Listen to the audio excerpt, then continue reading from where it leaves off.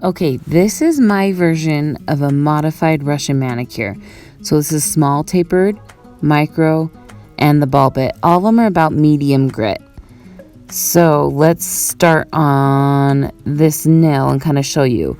I don't need the tapered small bit on this. I'm just going to use the micro and the ball. She doesn't have a ton of space, and the less growth you need to prep, the smaller the bit I use.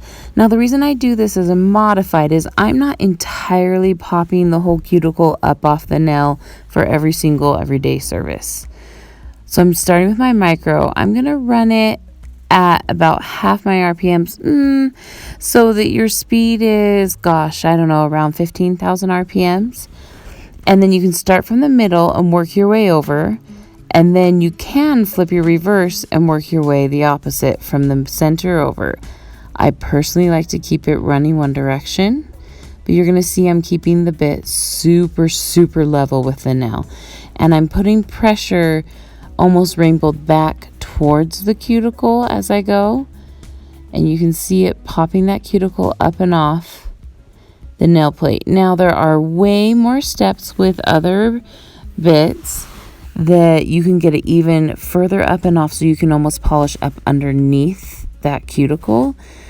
Let's start on this other side. So I'm going to actually just turn the nail and keep it going the same direction. It's just a personal preference of mine, and keep going.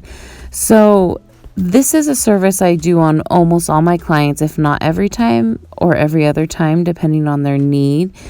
And this is something I've just added on to everything, and it's separate from a full booked Russian manicure. So I call it my modified Russian manicure because it cleans them up really well. You can see all that dead skin popping off, and it helps prep that natural nail. And I can get the polish really close, or the product really close. Here, brush it off for you, without completely getting and polishing up under.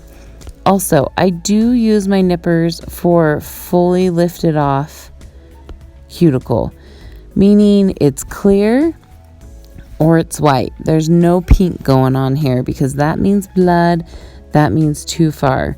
But you can see how much it still popped off. It's falling on my table below me here. It's still quite a bit. And the reason I still nip is if I go in with the ball bit right after this, see all that cuticle? Like, so fulfilling. But if you go in with the ball bit without nipping off the cuticle, it can tear a little bit more, or some clients can feel a little bit sensitive towards that. So we nip it first. So ball bit, nice and in there tight, and we're going to run it again about the same RPMs. And this is where you've got to really talk to your client, and you're going to want to practice this on yourself first for sure. Remember, it's spinning in one direction, and you're going to have a light hand. This is meant for mostly on the skin to smooth out those edges a little bit. So talk to your client. Some are going to enjoy this and love it and say it feels like a massage, and some are going to say it feels a little sensitive and you don't want to add this part on for them.